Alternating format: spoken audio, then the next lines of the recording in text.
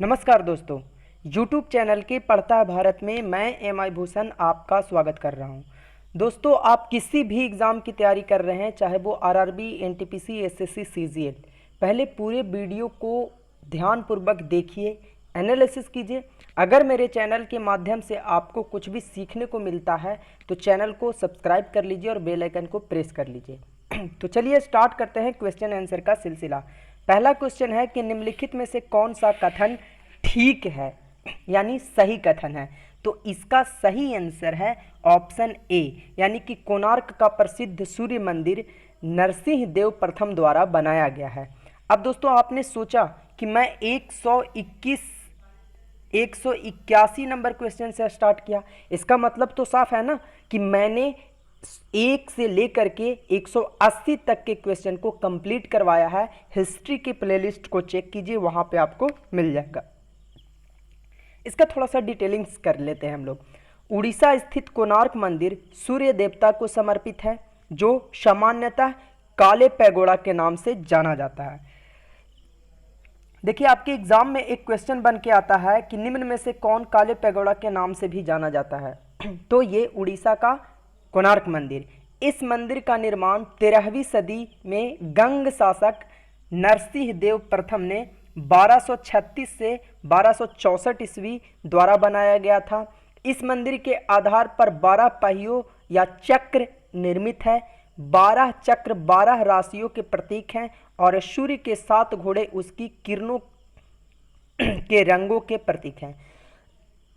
तो इतनी चीजें आपको एक क्वेश्चन से जानकारी मिल चुकी है। अब देखिए क्वेश्चन कहां से कैसे कैसे बनता है, ठीक है।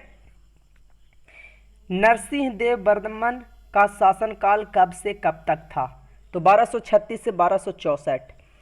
कोणार्क मंदिर में निम्न प्रकार के चित्र अंकित है। तो ये 12 पहिए का घोड़ा, 12 पहिए और 7 घोड़ा, ये चीजें आपको मिल चुकी है। नेक्स्ट क्वेश्चन है, विख्यात दिलवाड़ा मंदिर कहाँ स्थित है? तो इसका सही आंसर है राजस्थान में, ठीक है। अब थोड़ा सा इसका डिटेलिंग करते हैं। चालुक्य राजाओं के काल में 941 से 1240 ईस्वी गुजरात के अनहिलवाड़ा तथा राजस्थान के आबू पर्वत पर अनेक भव्य मंदिरों का निर्माण कराया गया। आबू पर्वत पर 2 प्रसिद्ध संगमरमर के मंदिर हैं, जिन्हें दिलवाड़ा का जैन मंदिर कहा जाता है, ठीक है। नेक्स्ट क्वेश्चन है कि महावीर की माता कौन थी? ठीक है, महावीर की माता कौन थी? अब देखिए यहां पे पूछा गया है कि महावीर की माता कौन थी। तो जो लोग महावीर जी के बारे में सुना होगा, पढ़ा होगा, वो तो कर ले जाएंगे और बाकी को नहीं समझ में आएगा। तो इसका सही आंसर है ऑप्शन, एक मिनट मैं पेन ले लूं, ऑप्शन सी यानी त्रिशला। अब थोड़ा सा इसका डिटेलिंग्स कर लेते हैं। महावीर के माता का नाम त्रिशला था। त्रिशला लिच्छवी गणराज के प्रमुख चेटक की बहन थी। महावीर के पिता का नाम सिद्धार्थ था, जो वैशाली के कुंडल ग्राम के प्रमुख थे। महावीर का बचपन का नाम वर्धमान था और महावीर की पुत्री का नाम, देखिए पुत्री का नाम तक मैंने इकट्ठा किया है, अनुंजा प्रियदर्शनी था। अब देखिए आपको क्या लगता है कि इतना डिटेलिंग्स एक क्वेश्चन के साथ करना क्या मेरा सही नहीं है? क्योंकि इस तरीके का क्वेश्चन आपको स्टेट पीएससी की तैयारी कर रहे हैं तो आता ही आता है, ठीक है। नेक्स्ट क्वेश्चन पे चलते हैं। महावीर का जन्म किस नाम के क्षेत्रीय गोत्र में हुआ था? देखिए अब हम गोत्र के ऊपर जाते हैं, तो इसका सही आंसर है ऑप्शन बी। अब जो थोड़ा सा डीप स्टडी किए होंगे महावीर जी के बारे में वही बता सकते हैं, डिटेलिंग्स देख लीजिए। महावीर का जन्म 540 ईसा पूर्व के ज्ञात्रक गोत्र में हुआ था, ठीक है। महावीर जैन धर्म के अंतिम तीर्थकर थे। महावीर सभी बंधनों से मुक्त हो गए थे। कैवल्य जैन धर्म का परम ज्ञान है। सल्लेखन क्रिया का संबंध जैन धर्म से है। देखिए ये क्वेश्चन बन के आता है हाई लेवल के एग्जाम में कि सल्लेखन क्रिया किस धर्म से संबंधित है? तो जैन धर्म से संबंधित है, ठीक है। इसके बाद शल्यलेखन का अर्थ काया क्लेश द्वारा आत्महत्या करना होता है। तो इतनी चीज़ें आप यहाँ से सीख चुके होंगे। अब दोस्तों मैं आपसे एक छोटा सा रिक्वेस्ट करूँगा कि प्लीज़ अगर आप मेरे चैनल पे पहली बार आए हैं और अगर यहाँ तक आपने वीडियो को देखा है तो चैनल को सब्सक्राइब कर लीजिए और बेल आइकन को प्रेस कर लीजिए और आप अपना निजी सुझाव कमेंट बॉक्स में जरूर पिन अप कीजिए। नेक्स्ट क्वेश्चन है, चालुक्य राजा पुलकेशन द्वितीय को किसने पराजित किया था? तो इसका सही आंसर है ऑप्शन बी, नरसिंह देव बर्मन प्रथम ने। ठीक है, चालुक्य वंश के सबसे प्रतापी राजा पुलकेशन द्वितीय, काल आप लोग देख लीजिए, स्क्रीनशॉट इसका जरूर ले लीजिएगा। पल्लव वंश के सबसे प्रतापी शासक नरसिंह वर्मन, काल आप लोग देख लीजिए, 630 से लेकर के 668 ने पराजित किया था। पुलकेशन द्वितीय ने 615 से 1600 ईस्वी में पल्लव वंश के महेंद्र वर्मन को पराजित कर बेगी क्षेत्र छीन लिया था। नरसिंह वर्मन 642 ईस्वी में बतापी पर आक्रमण कर पुलकेशन द्वितीय को पराजित कर हत्या कर दी थी और नरसिंह देव वर्मन ने बतापी कोंड की उपाधि धारण की थी। तो इतनी चीजें आपको एक क्वेश्चन से मिल चुका है। नेक्स्ट क्वेश्चन है, एलोरा के कैलाश नाथ मंदिर का निर्माण किसने करवाया था? तो इसका सही आंसर है ऑप्शन बी, राष्ट्रकूटों ने। किसने? राष्ट्रकूटों ने। अब थोड़ा सा देख लीजिए, एलोरा के कैलाश मंदिर का निर्माण राष्ट्रकूट के शासक कृष्ण प्रथम द्वारा कराया गया था। राष्ट्रकूट वंश की स्थापना दंती दुर्ग द्वारा 753 ईस्वी में की गई थी। ये इंपॉर्टेंट है, IMP। ठीक है, ये चीज पॉइंट। इसके बाद थोड़ा सा और देखेंगे हम लोग, बनवासी कदम्ब वंश की राजधानी थी। कदम्ब वंश की स्थापना कदम्ब वंश की स्थापना मयूर शर्मन द्वारा किया गया था। चेर वंश दक्षिण का प्रथम वंश माना जाता है। चेर वंश का प्रथम शासक उदयनगेरल को माना जाता है। चेर वंश कटहल और भैंस के लिए विख्यात था। चेर वंश की चिन्ह धनुष था और चोल वंश का चिन्ह बाघ था और पांड्य वंश का चिन्ह मछली था। तो दोस्तों इतना डीप जाना बहुत डिफिकल्ट होता है यार, बहुत मुश्किल से इतनी चीज़ें इकट्ठा करता हूँ मैं। तो प्लीज़ प्लीज़ प्लीज़ चैनल को सब्सक्राइब कीजिए, बेल आइकन को प्रेस कीजिए। नेक्स्ट क्वेश्चन है, हर्षचरित जिनमें हर्ष के जीवन का वर्णन किया गया है निम्न में से किसके द्वारा लिखा गया था? तो इसका सही आंसर है हर्षचरित की रचना किसने करी थी, ये पूछ रहा है, तो बाणभट्ट ने। अब थोड़ा सा देख लीजिए इसका डिटेलिंग्स। हर्षचरित्र ने हर्ष की जीवनी है जो बाणभट्ट द्वारा लिखी गई है। हर्षवर्धन उत्तर भारत के प्राचीन काल के अंतिम महान शासक माने जाते हैं। हर्ष का सबसे बड़ा दुश्मन गौड़ का शासक शशांक था। हर्ष ने वल्लभी पर विजय प्राप्त की थी। कौटिल्य का मूल नाम विष्णुगुप्त था।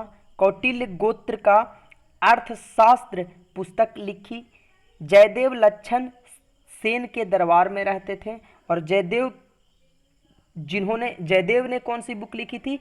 तो जयदेव ने गीत गोविंद पुस्तक लिखी थी। तो जयदेव जयदेव जयदेव जयदेव, ये गीत टाइप में लग रहा है ना, तो इससे आपको यहाँ को रिलेट करना है। लक्ष्मण सेन सेन वंश का अंतिम शासक था। नेक्स्ट क्वेश्चन है, सातवाहनों ने पहले अस्थाई अधिकारियों के रूप में काम किया था। तो ये पूछ रहा है कि कहाँ काम किया था, तो इसका सही आंसर है मौर्यों के अधीन। ठीक है, सातवाहनों ने पहले स्थानीय अधिकारों के रूप में मौर्यों के अधीन कार्य किया था। सातवाहन वंश की स्थापना सिमुक 16 BC यानी बिफोर क्राइस्ट द्वारा की गई थी। अब BC का मतलब भी आप जान लीजिए, बिफोर क्राइस्ट होता है। ठीक है, सातवाहक वंश का समाज मातृसत्तात्मक थी। सातवाहन का 17वां शासक हाल था जो श्रीलंका की राजकुमारी लीलावती से विवाह किया। लीलावती नाम से प्राचीन भारत की गणित की एक महान पुस्तक है। नंद वंश का स्थापक महापद्म ने करा था। तो इतनी चीज़ें आप ध्यान में रखिएगा। नेक्स्ट क्वेश्चन है विजयनगर साम्राज्य की स्थापना किसने की थी? विजयनगर के बारे में पूछा है, तो इसका सही आंसर है संगम वंश ने, यानी ऑप्शन बी। विजयनगर की स्थापना संगम वंश ने शुरू की थी। विजयनगर राज्य की स्थापना हरिहर और बुक्का द्वारा 1336 ईस्वी में किया गया था। बस इतना ही बताना मेरा मकसद था, लेकिन डिटेलिंग्स में जानबूझ करके इतनी ज़्यादा लेकर के आया हूँ। अब इसको आप एक बार स्क्रीनशॉट ले लीजिएगा कि संगम हरिहर के पिता का नाम था। हरिहर और बुक्का कंपिली राज्य के योग्य मंत्री थे। मोहम्मद बिन तुगलक ने दोनों भाइयों को बंदी बनाकर ले गया, कहाँ? तो दिल्ली, और पुनः विरोध शांत करने के लिए दक्षिण भारत भेज दिया था। बुक्का ने मदुरै राज्य को जीत लिया और बेग मार्ग प्रतिष्ठापक की उपाधि धारण की थी। तो इतनी चीजें आप ध्यान में रखिएगा। नेक्स्ट क्वेश्चन है हड़प्पा वासियों को निम्नलिखित में से किसका ज्ञान नहीं था? तो इसका सही आंसर है ऑप्शन डी, मेहराब का निर्माण। ठीक है। नेक्स्ट क्वेश्चन है चट्टानों को काटकर महाबलीपुरम का मंदिर किसके द्वारा बनाया गया था? तो इसका सही आंसर है ऑप्शन ए, यानी पल्लव। अब देखिए, मैं इस क्वेश्चन को मैंने क्यों पिक किया? पिक करने का दो रीजन है। देखिए, करेंट अफेयर भी कोरिलेट जब होता है जीके के साथ ना, तो वो क्वेश्चन को एग्जाम में आने की चांसेस 99.9% बढ़ जाती है। रीजन क्या है?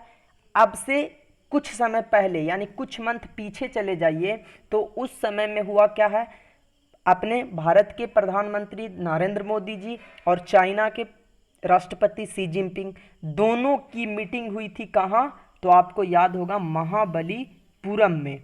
ठीक है, और महाबलीपुरम में ही यहाँ पे मीटिंग हुई थी, और इसीलिए ये क्वेश्चन इंपॉर्टेंट बन जाता है। ठीक है, तो दोस्तों प्लीज़ चैनल को सब्सक्राइब कीजिए और प्रेस कीजिए बेल आइकन को। नेक्स्ट क्वेश्चन है निम्नलिखित में से किसे भारतीय मूर्तिकला का विश्वकोश कहा जाता है? तो इसका सही आंसर है ऑप्शन बी, यानी विजय स्तंभ को। ठीक है, किसे? विजय स्तंभ को। अब इसका डिटेलिंग्स देख लीजिए। विजय स्तंभ हिंदू देवी देवताओं की अद्वितीय मूर्तियों एवं हिंदू शैली के अलंकरण से सुशोभित है। कवि अत्रि कीर्ति स्तंभ प्रशस्ति के रचयिता हैं। अब यहाँ पे एक क्वेश्चन बन गया कि अत्रि किसके रचयिता हैं? तो कीर्ति स्तंभ प्रशस्ति के रचयिता कौन है? अत्रि हैं। नेक्स्ट क्वेश्चन है भारत में कृषि का प्राचीनतम साक्ष्य कहाँ से मिलता है? ये क्वेश्चन बहुत ही अच्छा है। ठीक है, तो इसका सही आंसर है मेहरगढ़ से। मेहरगढ़ से। अब देखिए मेहरगढ़ है कहाँ, ये देख लीजिए। मेहरगढ़ उस स्थान पर स्थित है जहाँ सिंधु नदी के कच्छारी मैदान और वर्तमान पाकिस्तान और ईरान के सीमांत प्रदेश के पठार मिलते हैं। इस प्रकार मेहरगढ़ पाकिस्तान के बलूचिस्तान प्रांत में बोलन दर्रे के निकट स्थित है। यहाँ से कृषक समुदाय के उद्भव के भारतीय उपमहाद्वीप में सबसे प्राचीन प्रमाण प्राप्त हुए हैं।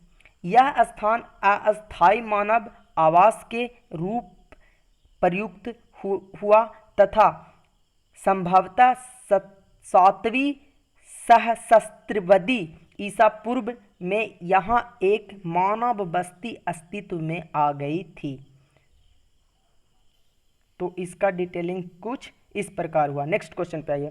निम्नलिखित में से किस महापुरुष ने जीवक का संबंध है? किस महापुरुष से जीवक का संबंध है? तो इसका सही आंसर आपको जाता है ऑप्शन बी, कबीर। ठीक है, नेक्स्ट क्वेश्चन पे चलिए। कबीर दास के समस्त विचारों को राम नाम की महिमा प्रतिध्वनि होती है। वे एक ईश्वर को मानते थे और कर्मकांड के घोर विरोधी थे। अवतार, मूर्ति, रोजा, ईद, मस्जिद, मंदिर आदि को वो नहीं मानते थे। कबीर के नाम से मिले ग्रंथों की संख्या भिन्न भिन्न लेखों के अनुसार भिन्न भिन्न है। कबीर की वाणी का संग्रह बीजक के नाम से प्रसिद्ध है, यानी कि इनकी जो संग्रह है बीजक में संग्रह है। तभी तो ये रीजन क्या, देखिए ये इसलिए इन चीज को नहीं मानते थे कि इनकी एक बहुत प्रसिद्ध एक वाक्य है, कोट है कि मन चंगा तो कठौती में गंगा। ठीक है, तो ये क्यों बोला जाता था? ये इसलिए बोला जाता था कि ये मूर्ति पूजा, ईद, रोजा, उपवास, इन सब चीज़ों पे बिलीव नहीं करते थे। इनका कहना था कि अगर आपका मन सच्चा है तो बस आप उस कर्म को करो, उसका परिणाम आपको अवश्य ही सही मिलेगा। और इसी परिणाम के साथ मैं भी आप लोगों के साथ जुड़ा हूँ, तो मुझे विश्वास है कि अगर मेरा कंटेंट सही है और मेरा मेहनत सही है तो मुझे इसका आउटपुट ज़रूर मिलेगा। नेक्स्ट क्वेश्चन पे चलते हैं। ब्राह्मण ग्रंथों में सर्वाधिक प्राचीन कौन है? तो इसका सही आंसर है आपका option B, Shatapatha Brahmana. Option B, option B, Shatapatha Brahmana. Next question है, देखिए इसका डिटेलिंग्स मैं नहीं किया क्योंकि बहुत ज़्यादा 2-3 पेजों में इसका डिटेलिंग्स आ रहा था। नेक्स्ट क्वेश्चन है, मौर्य काल के संदर्भ में निम्नलिखित कथनों पर विचार कीजिए। पहला कथन है कि तक्षशिला और उज्जैनी दोनों लंबी दूरी वाले महत्वपूर्ण व्यापार मार्ग पर स्थित थे। दूसरा है, स्वर्णगिरी आंध्र में स्थित होने की सोने की खदान थी। स्वर्णगिरी, ये तो गलत है। निम्नलिखित कथनों पर विचार कीजिए कौन सा सही है। तो ये सही आंसर है ऑप्शन ए, केवल एक। ठीक है, इसकी थोड़ी सी डिटेलिंग्स देख लीजिए। तक्षशिला और उज्जैनी दोनों लंबी दूरी वाले महत्वपूर्ण व्यापार मार्ग पर स्थित थे, जबकि सुवर्णगिरी अर्थात सोने का पहाड़ कर्नाटक में स्थित है। तभी तो मुझे भी इस क्वेश्चन पे थोड़ा सा डाउट हुआ था, लेकिन मैंने पढ़ा था तो मुझे उस चीज़ से कंफर्मेशन मिल चुकी थी। ठीक है, नेक्स्ट क्वेश्चन है, बुद्ध के जीवन काल में तथा उनकी मृत्यु के बाद भी बौद्ध धर्म के तेजी से फैलने के क्या कारण थे? पहला, लोग समकालीन धार्मिक प्रथाओं से असंतुष्ट थे। दूसरा, तेजी से हो रहे सामाजिक बदलावों से लोगों को उलझनों में बांध रखा था। तीसरा, बौद्ध शिक्षाओं के जन्म के आधार पर श्रेष्ठता की बजाय अच्छे आचरण व मूल्यों को महत्व दिया गया। एकदम बिल्कुल सही, जिससे लोग इस धर्म की ओर आकर्षित होते चले गए। तो मेरे हिसाब से जब तक पढ़ा, ये तीनों का तीनों पॉइंट सही है। ठीक है, तो ऑप्शन डी, बुद्ध के जीवन का यानी टोटल वही चीज यहाँ भी लिखा हुआ है। नेक्स्ट क्वेश्चन है, बौद्ध धर्म की किस शाखा में मंत्र, हठ योग, तांत्रिक आचरणों को प्रधानता दी गई है? यानी कि कौन सा ऐसा शाखा है? तो इसका सही आंसर है ऑप्शन बी, वज्रयान। ठीक है, अब इसका थोड़ा सा डिटेल देख लीजिए। वज्रयान संस्कृत शब्द अर्थात हीरा तथा तड़ित का वाहन है। यह तांत्रिक बौद्ध धर्म की भी कहलाता है। अब देखिए क्वेश्चन एक ये बन के आता है कि निम्न में से कौन तांत्रिक बौद्ध धर्म कहलाता है? बन के आता है ना, तो ये चीज़ें यहाँ से आपको मिल रही है सीखने को। भारत व पड़ोसी देशों में विशेषकर तिब्बत में बौद्ध धर्म का महत्वपूर्ण विकास समझा जाता है। बौद्ध धर्म के इतिहास में वज्रयान का उल्लेख महायान के अनुमानित चिंतन से व्यक्तिगत जीवन में बौद्ध विचारों के पालन तक की यात्रा के लिए किया गया है।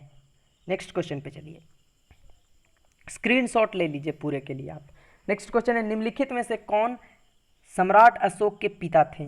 ओहो, आ गया मगध की धरती पे क्वेश्चन, है ना। तो इसका सही आंसर क्या है? Option C, Bindusara. इन्हीं के तो शासनकाल में बौद्ध का एक बहुत बड़ा सबसे पहला जो धम्म सम्मेलन हुआ था। ठीक है, बिंदुसार मौर्य सम्राट चंद्रगुप्त मौर्य का प्रथम पुत्र था, जो 297 से 98 ईसा पूर्व में शासक बना और उसने 272 ईसा पूर्व तक राजकाज किया। बिंदुसार को अमित्र घात भी कहा जाता है। ये क्वेश्चन आपके क्वेश्चन में आ जाता है, आपके एसएससी एनटीपीसी वगैरह में ये क्वेश्चन बन के आते हैं। बिंदुसार को अमित्र घात भी कहा जाता है। तो क्वेश्चन ऐसे नहीं बनते हैं, निम्न में से किसे अमित्र घात कहा जाता है, क्वेश्चन ऐसे बनता है। यूनानी इतिहासकार ने, देखिए थोड़ा सा देख लेते हैं, यूनानी इतिहासकार ने उसे अमित्रोचेटस के नाम से पुकारते हैं। बिंदुसार ने अपने पिता द्वारा जीते गए क्षेत्रों को पूर्ण रूप से अक्षुण्ण रखा था। उनकी मृत्यु के बाद उनका पुत्र अशोक मौर्य साम्राज्य का स्वामी बन गया। बिंदुसार को यूनानियों ने अमित्र चेटस कहा, जो संभवतः संस्कृत शब्द अमित्र घट से लिया गया है, जिसका अर्थ होता है शत्रुनाशक। शत्रुनाशक यानी कि वो अपने शत्रु को सही सलामत रहने नहीं देता था। ठीक है, इतनी चीजें आपको यहां से मिल गई। नेक्स्ट क्वेश्चन है, और आज का ये लास्ट क्वेश्चन होगा, शायद लास्ट क्वेश्चन है। बौद्ध धर्म में त्रिरत्न के बारे में क्या असत्य है? तो इसका सही आंसर है ऑप्शन ए। अब इसका थोड़ा सा डिटेलिंग्स देख लेंगे। स्तूप एक गुंबदाकार भवन होता था जो बुद्ध से संबंधित सामग्री या स्मारक के रूप में स्थापित किया जाता था। सम्राट अशोक ने भी कई स्तंभ बनाए थे। सांची का पतन सन 1818 ईस्वी में जनरल टायलर ने लगाया था। अब देखिए यहाँ पे एक आता है कि सांची का पतन मेरे से बोला गया पता। अब यहाँ पे पूछा जाएगा कि जो अशोक का स्तंभ है सांची, तो सांची का जो पता किसने लगाया था? तो यहाँ पे ये चीज़ याद रखिएगा, सन 1818 में टाइलर ने लगाया था। विश्व प्रसिद्ध बौद्ध स्तूपों के लिए जाना जाने वाला सांची विदिशा से 4 मील की दूरी पर 300 फीट ऊंची पहाड़ी पर स्थित है। प्रज्ञातिस्य महानायक ठैदर्य के अनुसार यहाँ के बड़े स्तूप में स्वयं भगवान बुद्ध के तथा छोटे स्तूपों में भगवान बुद्ध के प्रिय शिष्य, अब उनके कितने शिष्य थे ये देख लीजिए। सरिपुता, एक मिनट पेन उठा लूँ, एक मिनट मैं पेन ले लूँ। श्रीपुता, ठीक है। इसके बाद है तथा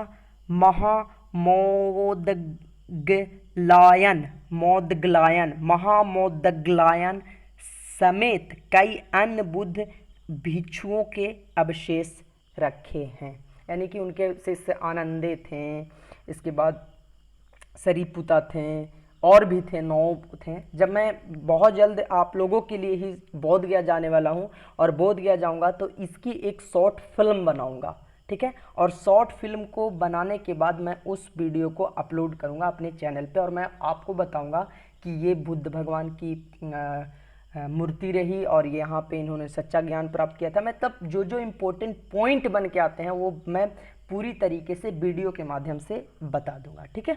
तो आप लोग कमेंट कीजिएगा कि क्या मैं ऐसा करूं। अभी जैसे लॉकडाउन ख़त्म होता है मैं वहाँ पे एक बार विजिट करूँगा और आप लोगों के लिए शॉर्ट वीडियो ज़रूर बनाऊँगा, ठीक है। तो धन्यवाद दोस्तों पूरी वीडियो को देखने के लिए और इतना ज़्यादा सपोर्ट करने के लिए। बस आपसे थोड़ी सी सपोर्ट चाहिए कि मेरे चैनल के माध्यम से अगर आपको कुछ मिल रहा है सीखने को तो चैनल को फॉलो कीजिए और अपने स्टडी ग्रुप में शेयर कीजिए कि कोई आपका भाई है, कोई आपका दोस्त है जो बहुत मेहनत के साथ और बहुत ही डिटेलिंग के साथ पढ़ा रहा है, ठीक है। अगर आपको रियल में मेरा कंटेंट सही लग रहा था तो धन्यवाद दोस्तों, बने रहिए मेरे साथ नेक्स्ट एपिसोड के लिए।